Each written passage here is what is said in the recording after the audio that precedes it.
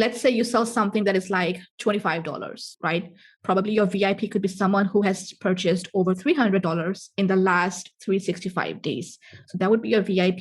You need to treat them extra special during this period because they know and love your brand that they keep coming back. The one thing I would recommend is your goal should be to get as many people as possible from your social and from your website traffic onto your list. And like I said before, it could be email, SMS, messenger. You should know your customer journey from the first touch point. Like, okay, so when someone goes on our website, how long does it take for them to be a buyer? It should be like a good, I would say a guess, but also based on data as well, if you have it.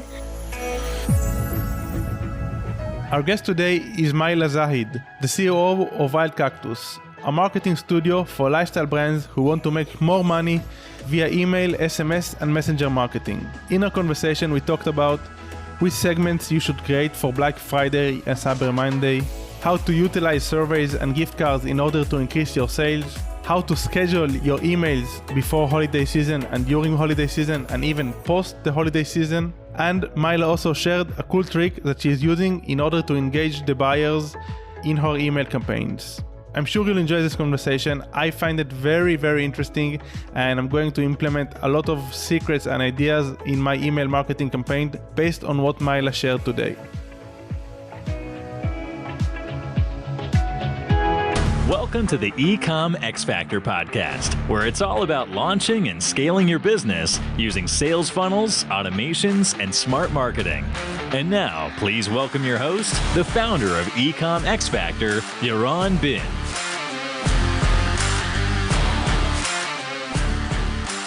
Hi, Maila. How are you? I'm good, thank you. And how are you? I'm doing great. Very excited for this conversation because I'm also starting to think about getting my emails campaigns ready for Black Friday and Cyber Monday. To be honest, in the last couple of years, I woke up too late and I didn't capitalize on the opportunity. So this is a good time to talk about this. Yeah, that's true. I've seen this so many times. And that's why I really wanted to touch on this topic right before that period, because I feel like so many brands make the mistake of thinking they will get to it when the time comes. But you know how it is. Time flies. So best to be prepared than to go around rushing, putting things together. For sure. And before we get started and dive into the best practices and suggestions that we spoke about and that you're going to bring up, can you share a bit about your agency, which is called Wild Cactus, and what you guys are doing and what are the scope of services that you're offering? Right. We are a primarily e-commerce email marketing agency. We work with lifestyle brands that really want to increase their revenue from email, SMS, and messenger. So our core focus is email, but we also supplement it with SMS and messenger marketing. And our services include the strategy, the copywriting, design, and the setup, as well as optimization of campaigns and automated flows. So this way, brands can be able to capitalize on their subscriber list and the traffic that's coming to their website to make more sales. Before we continue, can you elaborate about your definition of lifestyle brand? Because I'm not sure everybody defines it differently. So what do you mean by lifestyle brand? So lifestyle brands are those that create products that are used by people, everyday use kind of products. So it would be beauty, fashion, home, pets, that kind of products. Okay, great. So how are you getting ready for the Black Friday and Cyber Monday that is coming up, and how do you suggest getting ready? So I have a 6-step process that I walk my clients through. That's what we, as a team work towards. And that's exactly what I'm going to be sharing with you. So keep in mind, every brand is different. They have different goals and they have different audiences. But this is like a blueprint that can work across all industries and all product types with a little bit of tweaking. So you can take what you feel would work for your brand and you can leave everything else if you feel like it wouldn't really help. Because I know some brands are not really into giving discounts, especially those that are luxury and premium brands. And I will cover some other things that they can do with regards to Black Friday. The premise is the same. This is a shopping holiday. People are looking to spend. And if you're selling online, then you should definitely take advantage of this and offer your customers what they need to become either a first-time buyer, a repeat customer, or even a VIP buyer of your brand. Cool. Okay, so what is the first step? So the first step is identifying your audience for the Black Friday period. And I have this down to 3. The first type is those that are on your social media, that follow you on your social media. They could either be organic or they could be the ones that you're going after with paid advertising. So that would be your social media audience. Mm-hmm. Then the second is the one that comes to your website. So those are your website visitors. And then the third are those that are on your subscriber list. So this could be email, SMS, and messenger. Mm-hmm. And the strategy that you have ideally should have all 3 of these audiences factored in. Mm-hmm. So the one thing I would recommend is your goal should be to get as many people as possible from your social and from your website traffic onto your list. And like I said before, it could be email, SMS, messenger. I like to use a multi-step form where you're getting the email and you're also getting the phone numbers. Sometimes you can also run a campaign via email to get them onto your messenger list. But if I had to pick between any of them, I would definitely go with email, simply because you have more flexibility with how you go ahead and communicate with them through email. And it's a more tolerated medium than SMS and messenger. The way to do this is, like I said, a multi-step form. You can have that as a link on your social media profile and tell people that, hey, if you sign up, once we launch the early access Black Friday deals, you'll get to hear about them before anyone else. One more thing you could do is you could have it on your website as a pop-up. You could have it as a top bar. So you're getting traffic from different places onto your list. And that's how you build an audience in preparation for the Black Friday. And one more thing to keep in mind is when people join that list, some of them may have never been on your list before. So for them, you need to send out a welcome email as soon as they join, giving them kind of like a teaser of what to expect, maybe a timeline of when the deals would go live.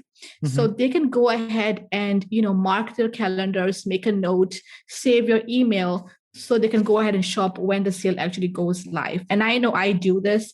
Probably you do too. You're already scouting deals already. I know I am looking for when the next best deal is going to drop for like a specific brand. And then I make a note. So I'm very strategic about this as a customer. And I feel like as a marketer, I need to be strategic about this for my clients as well. Just to clarify, the way that you bribe them, normally a lot of ways to use like lead magnet is just offering like a freebie or an ebook, depending on the industry, obviously.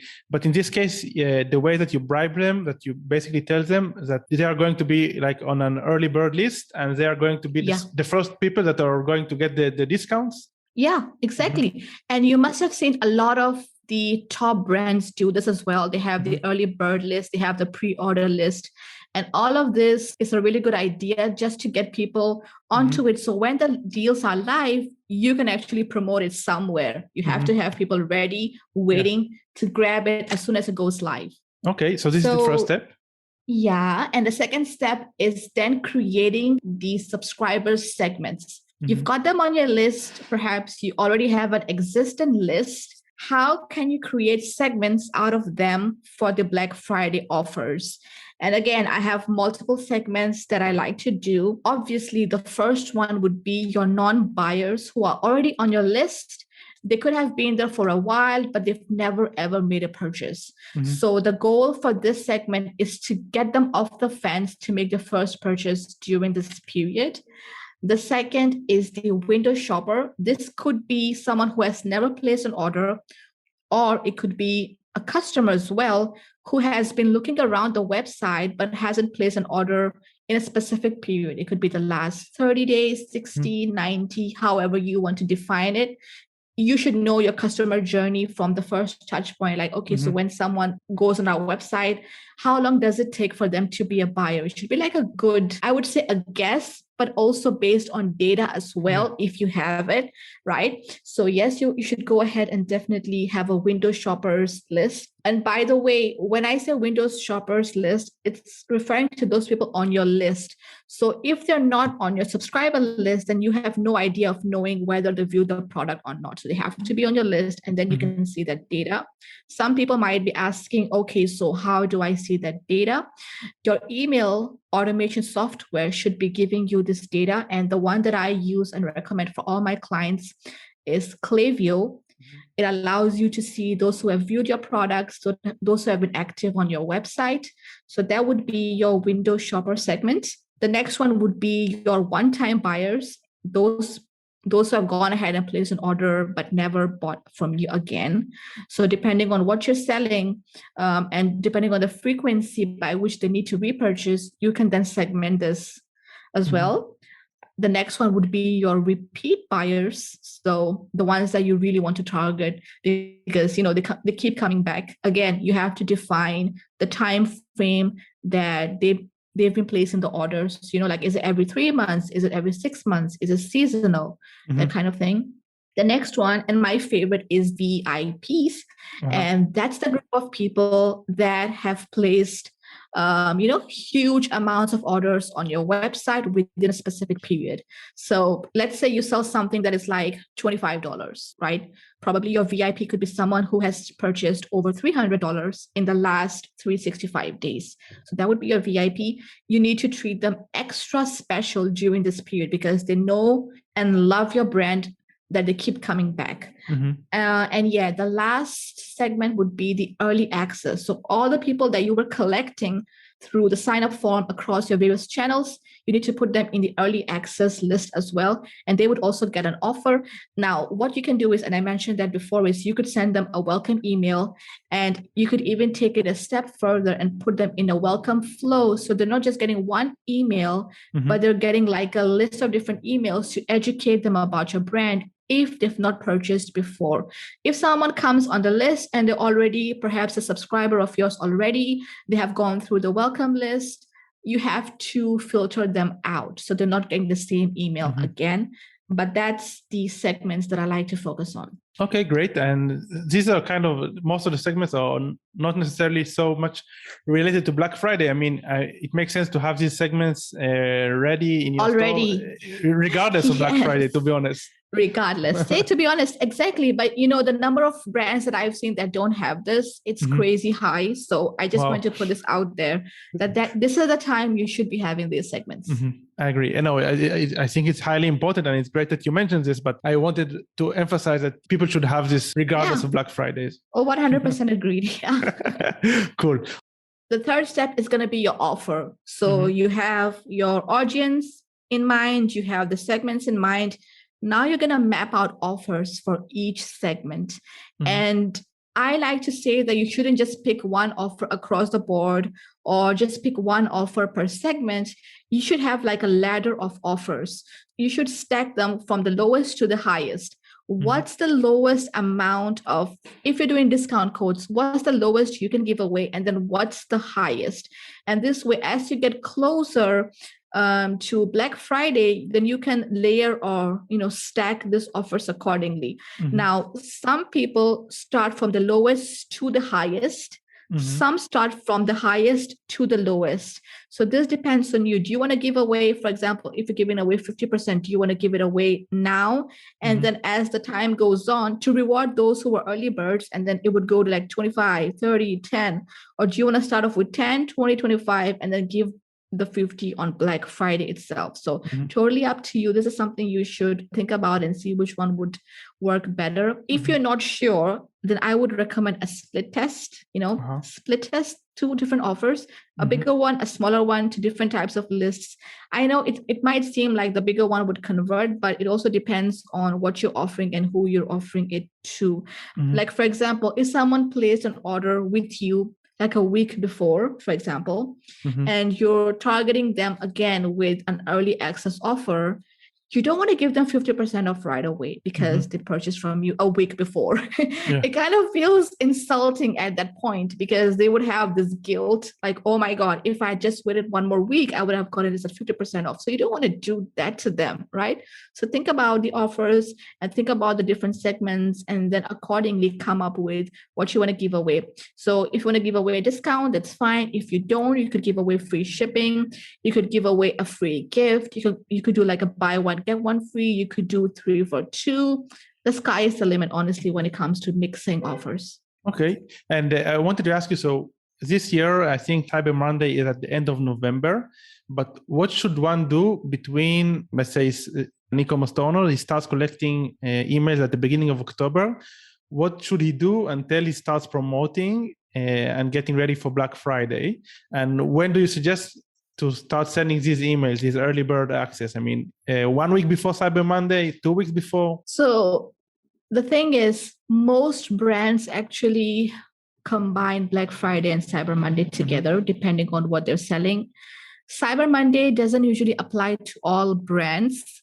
So to the ones that it could apply to, they could combine it with Black Friday, and it gives them like a promotional period, heavy promotional period. Black Friday, you have the weekend, then you have Cyber Monday, then you have post Cyber Monday, final reminders and those kind of deals. So again, you need to map out the timeline. And I'm going to talk about that next. So that was actually my next point. Okay, great. Cool. Yeah, the time frame of promotion. So whatever promotion you're doing, Black Friday, Cyber Monday, Thanksgiving, Christmas, New Year, it falls into 3 different phases. The first one is obviously the pre-launch, and we talked about the importance of building your list and building hype and getting people excited about what's coming up. So you would continue to do that. You could say Black Friday, Cyber Monday deals. You could say holiday season deals, end of year deals, use like a catchphrase for all of them if you want to do everything. If you don't want to do Cyber Monday, you just want to do Black Friday, then just use Black Friday. So the wording is specific to your brand and what you sell. I know not all brands do Cyber Monday because, Cyber Monday is more like a tech gadgets kind of holiday.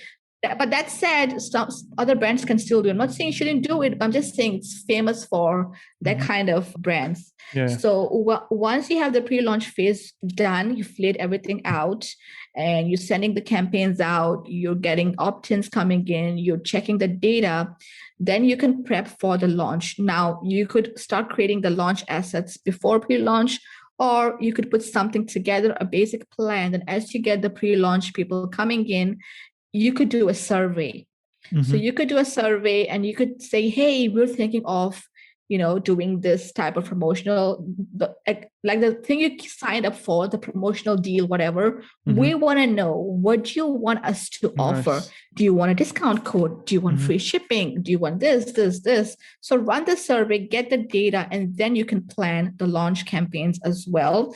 So then when it comes to the launch itself, like I said, you can start off 2 weeks before Black Friday. You could start off a week before. You could start off from Thanksgiving and it would drip into Black Friday, go all across the weekend, drip into Cyber Monday, then post Cyber Monday.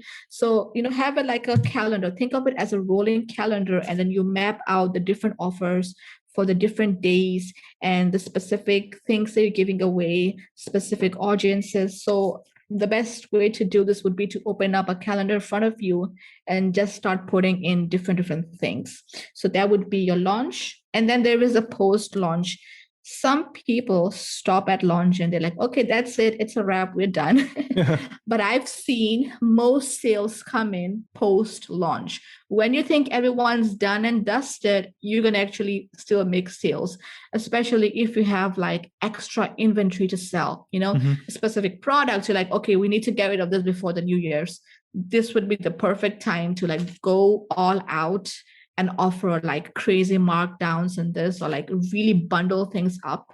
So that said, speaking of bundles, I love bundling products up where you can. I also love offering gift cards. And what you can do is you can say, hey, purchase a gift card for your friend and family, and you would get like 10-20% off extra. So, they're also getting something, and the person they're purchasing for is also getting something. So using the post-purchase period to go all in and really fire the campaigns up, add in a lot of scarcity and urgency and countdown timers, which brings me like to my next point, which is about the email content itself. So do you want me to proceed, or do you want to? Yeah, I have one question. I have actually, I think that the survey is a great idea, and I would like you to elaborate regarding the structuring of the survey. Do you find that just asking one question works out best, or do you ask a few more questions? And what do you use? Which tool do you use in order to do the surveys as well?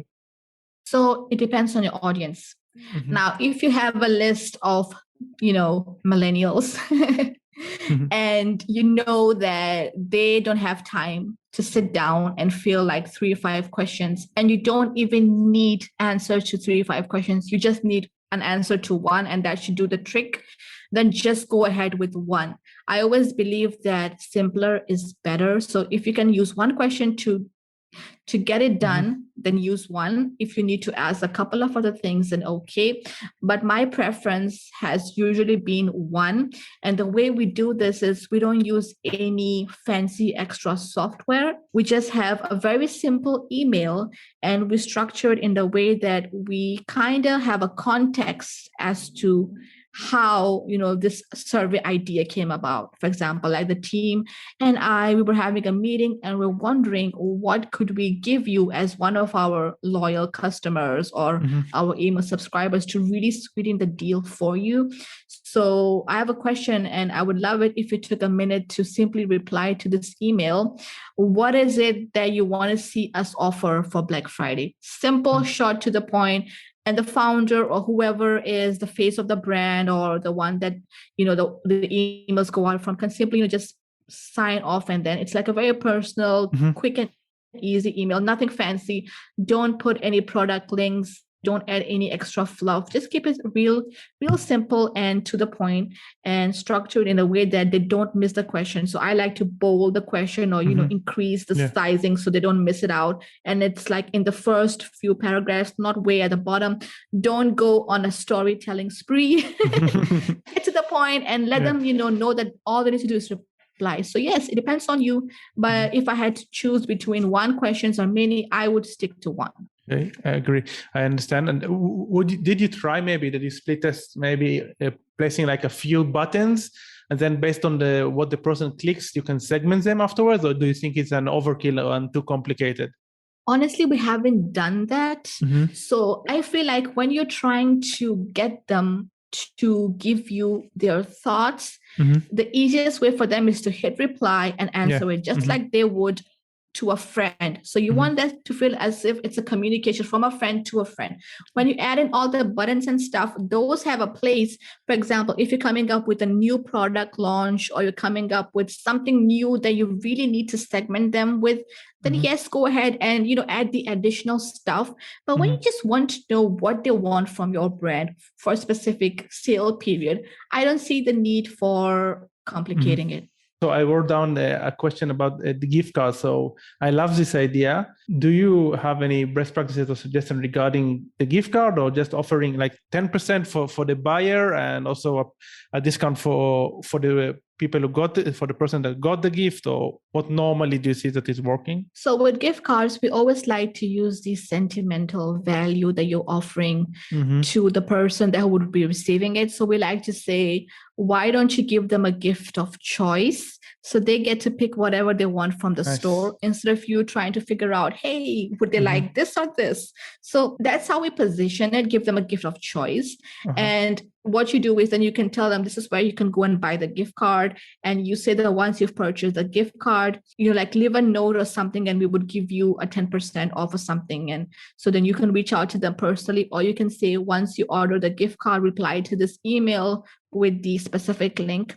So this is a bit more hands-on, where your customer service needs to step in, but you don't need to offer anything. Honestly, if you're already having deals go out, you can just position the gift card as a very good gift idea. And that's it. Thank you for clarifying. So this is the actual email content, and this is what your subscribers will be receiving. So a lot of agencies put so much time and effort into this.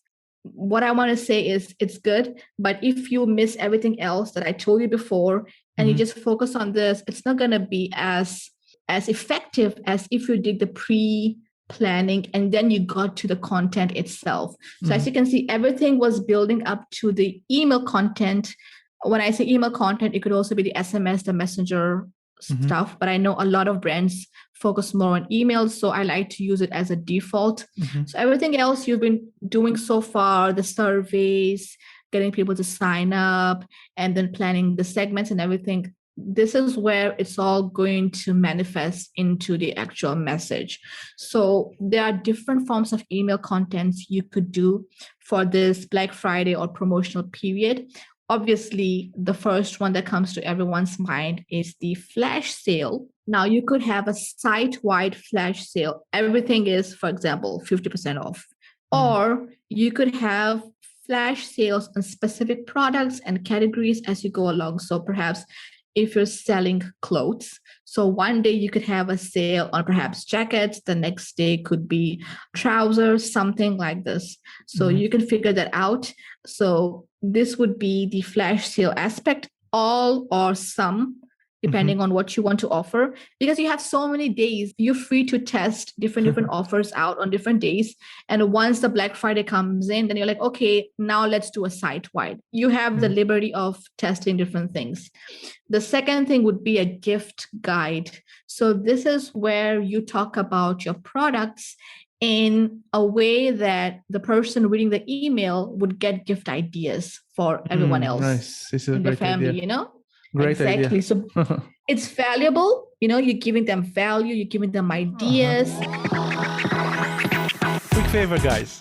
If you enjoy these shows and have been a listener for quite some time now, we would really appreciate it if you could take the time to give us a review on iTunes, Stitcher, or whatever your preferred podcast app may be. Having lots of ratings and audience feedback makes our show become more visible across multiple platforms. And it also supports our mission of helping as many people as possible to become better marketers and better entrepreneurs. So if you're not driving and it wouldn't be dangerous, pause this thing right now and give us an honest review over your podcast app. And we will love you even more than we already do. Thank you for taking the time, and I hope you enjoyed the show.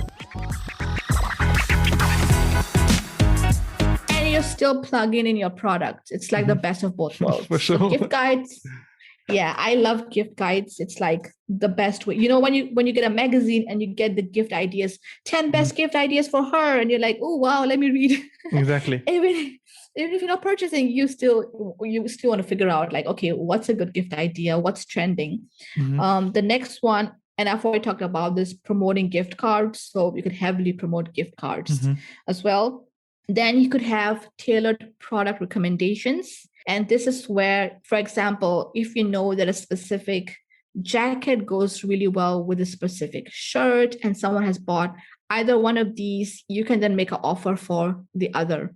So you can say, hey, you bought this, so this would be a very good addition to that. So you can mix and match that kind of stuff. So product recommendations tailored to the audience. And then the next one would be an upsell and a cross-sell. Now, here is where you get to be a little bit more creative. So the first one that we talked about was your product recommendations, but here is like upselling them a bit higher. So let's say you know that there's a specific products that you sell the most of. And then there is another one, again, that goes really well with this. So then you can, when someone purchases that one, you can make them an offer for the next one in the next email. So this would ideally be like an automated flow. So you don't have to manually send out campaigns. It would all, so when someone purchases, send them this email the next day with this specific offer. So that's worth testing. I wouldn't recommend this to those who have smaller email lists. You know, I would recommend this to those that have larger email lists, like in the tens of thousands, because then they get more people buying a specific product. The volume is just higher to justify creating a special email just for this. You know, you have to look at the investment of creating the email. You have to look at the time that you have. So if you have the time and the investment, and it makes sense because you have thousands of people buying product A, and then you want them to buy product B, then you can go ahead and do this upsell, cross-sell. And my favorite by far is hiding offers inside puzzles. Okay, wow. That's creative. Yeah, it is. It is. So everyone just gives offers straight away, and that's not a bad thing. We do that as well. But sometimes you just want to have subscribers, have a little bit of fun. So what you do is you can make like a puzzle, crossword puzzle, and you can hide the discount codes in there. You give them hints. Sometimes you can make them solve like a problem or something. So this is all very creative, and we've been testing a lot of this out, not just during the holidays, but also during other occasions like Valentine's Day and other occasions where we just get them to play a game. Because with human psychology, if you earn something as a reward, it just feels so much more better than just getting something for free. I know free stuff is cool, but the discount is not really a free thing, is it? They still have to pay something for it. But if you make them earn it, then they're more likely to use it. So that's the reasoning behind this. Nice. Can you elaborate? I mean, which tool are you using for this, or how do you structure these puzzles or games? It's very simple. So you can use any design tool to create a puzzle, just a grid, and you hide in the words, and then you give them the hints on top. Okay, this is a great idea as well. I love this idea. And have you seen that people react to this like really good normally? We've done this a lot of times, and they love it. Like the sales are way, way higher when they have to look for it. And because they know that the coupon, if someone else finds it before them, they would miss out on it. So they're like quick to use it instantly. It's like an impulse reaction. Another thing sometimes we test out is like a photo contest. So give us your photos, and in return, the best one gets a prize. Not just a discount, like a real price. This is for like generally throughout the year. I'm not sure how feasible it would be during this busy holiday period, but throughout the year, you can do like a photo contest or caption this or name this. The stuff that you see people doing online, the different games and quizzes that people do, you can put them in your marketing stack and get people to engage.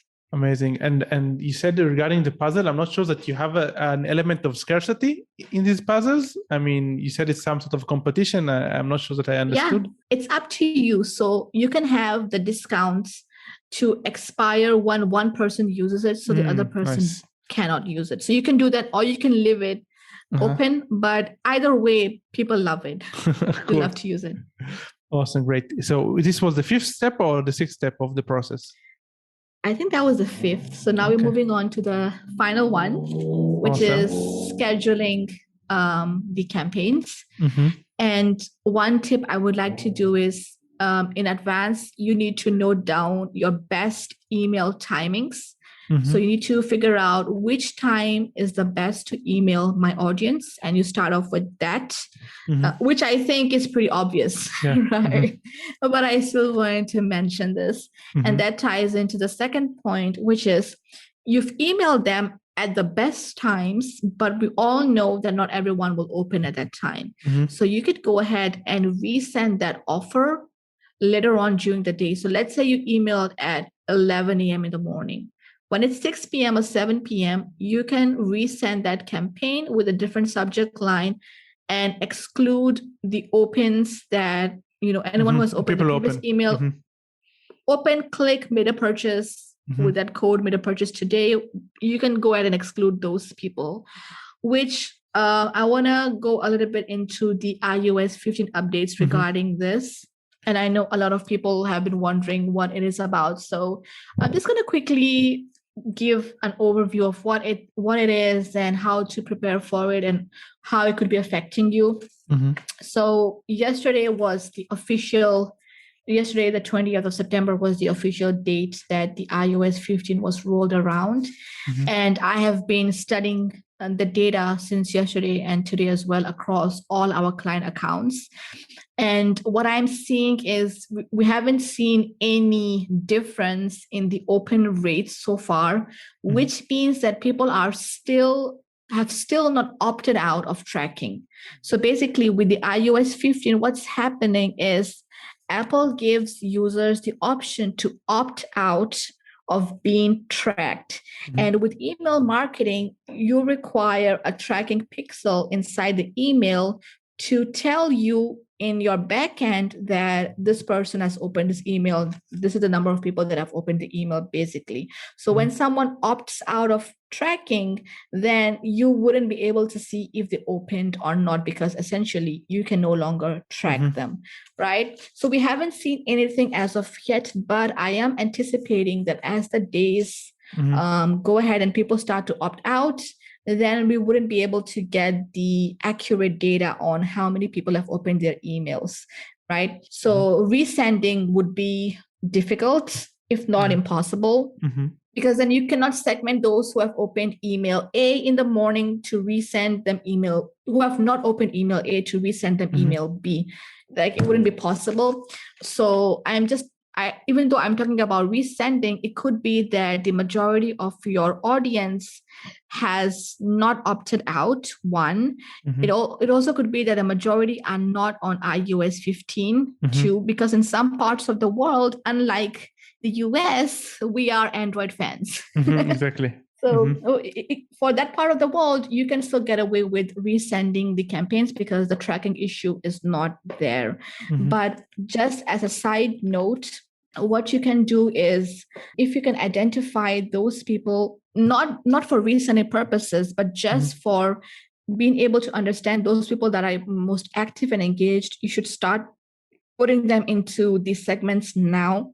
While you can, the last 30, 60, 90, 120 days of engaged people that have been on your list for a specific period of time. Let's say they've been there more than a week ago. So because the tracking started yesterday, so you can go ahead and say more than a week ago, who was the active people, right? And then you can then say the ones that are not really active, you can start either putting them in a win back campaign, which will then email them to make them active again, or you can get rid of them completely if you feel like these people are completely inactive, like they're dead essentially.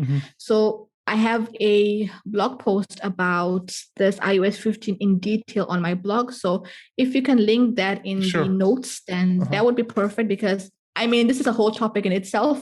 Yeah, for sure. That blog post would give them more ideas about this. For sure, I will share. And I also read this and also the other blog posts in your blog. I find them very valuable and great. So for sure, I'll be happy to share. Regardless, also in side note of iOS, so what are the email marketing people are planning to do? How will this affect long term? Are there already creative ways to adapt to this? Yeah, of course. So this all comes down to permission-based marketing and treating your subscribers like humans. A lot of people will say like, oh no, yeah, of course we treat them like humans. But see, the thing is, when there are two ways of marketing, and like there are two camps essentially. So there are some that would look at just the technical aspects, the open, the clicks, the numbers. And then we have those that just look at the messaging of the content, pretty emails, pretty words, and, emotion and all those things. But I feel like these two need to come together to create the perfect system. So one cannot live without the other. You need to have the conversions and you need to have the conversations. So the conversions is all the data, the technical stuff. The conversations is the actual messaging that you are, sending out to your subscribers. So if you've already been doing this in a good way, your emails are valuable. People love reading them. When you send out a survey, you're getting replies back. You're being respectful of people's attention, because when they give you their email address, essentially they're giving you, it's like the digital currency. They're giving you something. So you must be respectful of that. And you must not I'm not going to say, oh, a lot of people do this. And no, that's not what I mean. But I just mean treat them in a good way where they have this feel good feeling whenever they see your email in their inbox. They're like, oh, I want to read, because the last time I read the email, I got this really cool tip or really good hack, and it was super amazing. And, it was fun to read. So you have to give them that experience. It's all about the experience. And I like to give the example of magazines and catalogs. Now, both of these two things are publications, but catalogs, you get them after a while, they're outdated and you throw them away and you don't really keep them as a keepsake. But unlike magazines, now we have people that collect magazines. It's like a very expensive hobby. I used to collect the Reader's Digest. So I used to collect the volumes and volumes of it. So the thing is, why is it that those kind of publications like magazines and digests and journals, why are they valuable compared to catalogs? The difference is with catalogs, you're just pushing the products. You're showing the products, you're showing how the products look like and the features, but that's it. But with magazines, you are giving them an experience. You're tying the product into their lifestyle. You're giving them tips on how to use it. And we all know that the products in the magazines are placements. We know they're sponsored and we still go ahead and we read them, we buy them, and we love them. So that's how you have to think about your emails. Think of them like a magazine spread. If this was in a magazine, how would it look like? What words would you use? What content would you put in? Which imagery would you put in? Compared to a catalog, which is like, hey, get 50% off, buy now, blah, blah, blah. You know how boring that is. So if you're following this real life example of magazines versus catalog in your email marketing and your messaging, then no matter which updates come, no matter what happens, your true fans will still engage with your emails. They will still go ahead and want to hear from you. The only reason they may not want to hear from you is, but sometimes a lot of that has to do with the kind of content that they're getting. Yeah, I love this analogy. It's a great distinction between valuable content and just trying to shove products down the consumer's throat, like in catalogs. Exactly. So thank you for the analogy and the great and valuable 6 steps. What is the scope of services you guys are offering? How does the onboarding process look like? What type of e-commerce stores do you normally work with? So we have currently 2 types of services. We have the done with you, and then we have the done for you. The done with you is where you have your own team. Perhaps it could be a copywriter, it could be a designer, someone who also understands Klaviyo setup, and we come in and then we just give you the consulting aspect. Like we say, okay, create the segments, go with this offer. This is how you can, structure the copy, the design. So we work with your team, but they do the actual deliverables. So it's like a consulting role. And then the done for you is where my team and we come in and we do everything. So again, strategy, copywriting, design, setup, optimization, and email deliverability tests as well, where we make sure that your list hygiene, your domain reputation, everything is in order so that your emails are being delivered to the inbox and you're getting a much higher ROI compared to if your emails were ending up in spam folders. Great. And normally, do you say, let's say someone wants to hire you guys for Black Friday, which is coming at the moment of recording is like 3 months from now, but we probably will publish it in a few weeks.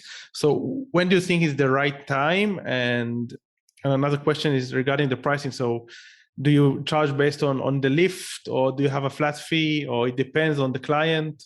So you know how there's this saying that like the best time to plant a tree was yesterday. So the best time to hire us was yesterday. But still, we can make things work. That's how I have set everything up in our agency, is that we have a system and we call that a signature makeover. The done for you is a signature makeover, where we are able to map everything out and lay everything out for the next 90 days, beginning from your Klaviyo setup to the deliverability tests, to segmenting, to creating the campaign calendars, to mapping out the flows. Even if they come to us, like ideally, I would like them to come a few weeks before, because it's not just the Black Friday campaigns that they would need help with. They might need help with their flows like abandoned cart flow, post-purchase flow, so many other things that they have no idea should be set up right. Perhaps it needs optimization. Sometimes the web tracking is not done right. So the data is not coming in 100% accurately. So that also needs to be taken care of. But yeah, we have like a whole system and we are able to get things up and running pretty quickly. We require like 2 weeks of setup and it depends. If your account has very few issues, then setup takes a week. And setup in a sense means that doing the tests and making sure, we go through a checklist to make sure the account is set up right and the strategy, and then coming up with the design of the templates and the calendar. Then week 2, if that is done in week 1, in week 2, we start rolling out the actual campaigns and we start rolling out the flows. So we work pretty fast because of the system that I have. With regards to pricing, as of now, we have, dare I say, one of the most affordable yet feature-packed package. Effective, that's a given. That's a given. It is effective. But the features that we have in our package, I haven't seen any other agency, any other company, any other marketer offer this.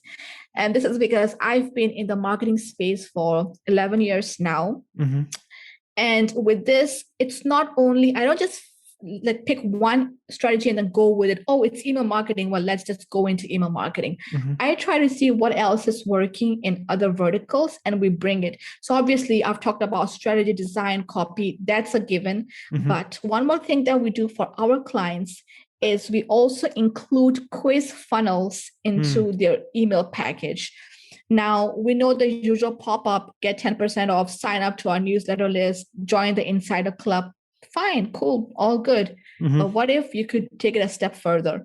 And now more than ever, a quiz funnel is super crucial because it's what's going to give you the data on your subscribers, because by answering questions, they can tell you about their preferences, they can tell you about their location, and they can tell you about their lifestyle. And based on this, not only can you recommend them products specific to their preferences, but you can also get data on their location, which is one of those things that iOS 15 is going to make super difficult to know. Right. And if your brand depends on location-specific campaigns, sometimes you may need to segment buyers of Canada, for example, out, or you may need to segment buyers of, for example, the US out. If you have like a 4th of July campaign, you send out to those in the US, you don't want to send out to the Canadians, right? So you need to know about the location. This helps you know their location when they join your email list. So that's a quiz funnel. The second thing we also do is a giveaway campaign. Actually, it's a giveaway funnel. I call it, it's more of a funnel than a campaign. And this is where, unlike most brands that would just post a photo on Instagram and say, tag 3 friends to win something, and it's like a whole thread and you're not getting anyone on your email list, we get people on the email list to join, and they get a special referral code that they can go ahead and share with family and friends for bonus points. The more points they get, the higher the chances of winning.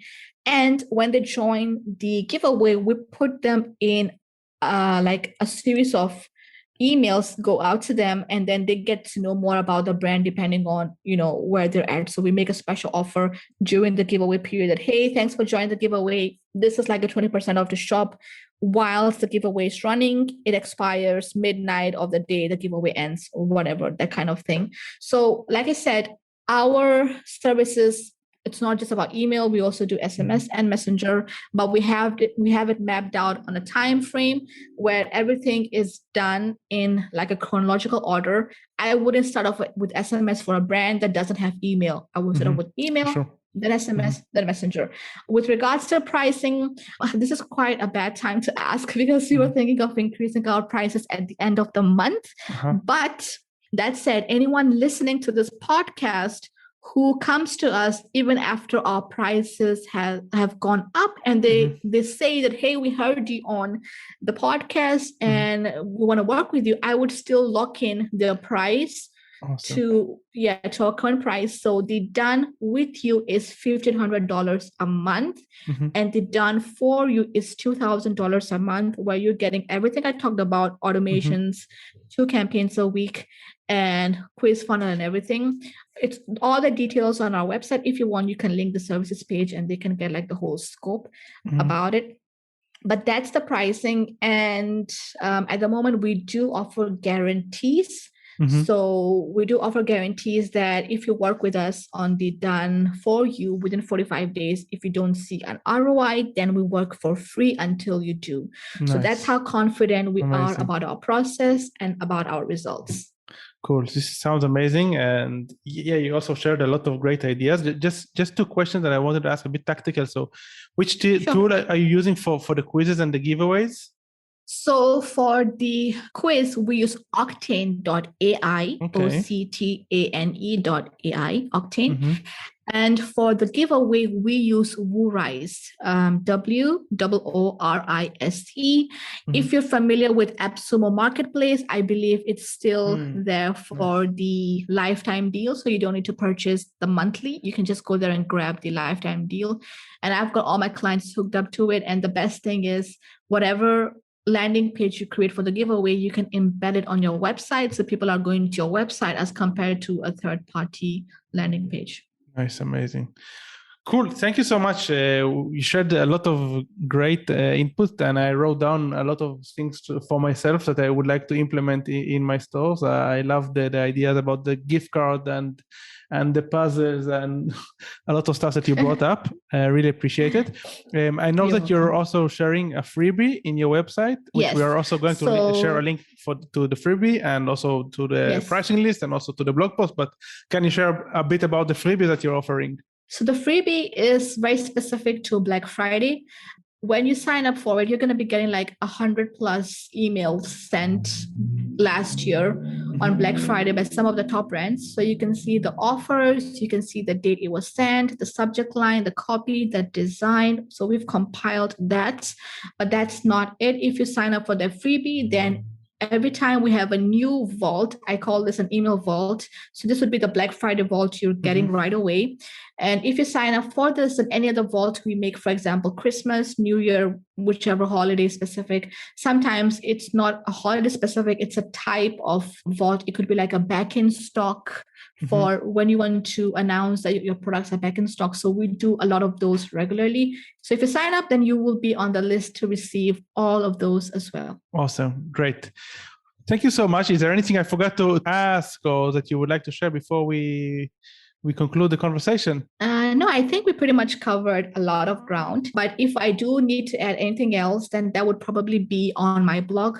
We are going to be publishing a MailChimp versus Klaviyo blog post soon. So it's going to be like a throwdown of the best, because I get asked this question all the time. Hey, what's the difference between MailChimp and Klaviyo? I was like, okay, I'm going to answer it once and for all. So yeah, I would suggest people to stick around and join the email list and stop by the blog as much as possible to be able to get insights into e-commerce email marketing. Awesome. Great. Yeah, for me, I think Klaviyo is a winner, but I'll be looking forward for your teardown as well. Of course. Awesome. Thank you so much, Maila. Have a nice rest of your evening, and we'll be in touch. Too. Of course. Hi guys, this is Yaron again. Just a few more things before you take off. Number 1, if you want to learn more about e-commerce and marketing, make sure you check out our YouTube channel, which is called EcomXFactor Official. Number 2, check out our Facebook group, which is called EcomXFactor Marketing and E-commerce Mastermind. This is a great place to ask questions and connect with other business owners. And last but not least, if you enjoyed this episode, please make sure to share it with your friends and colleagues, plus leave a review at your favorite podcast app.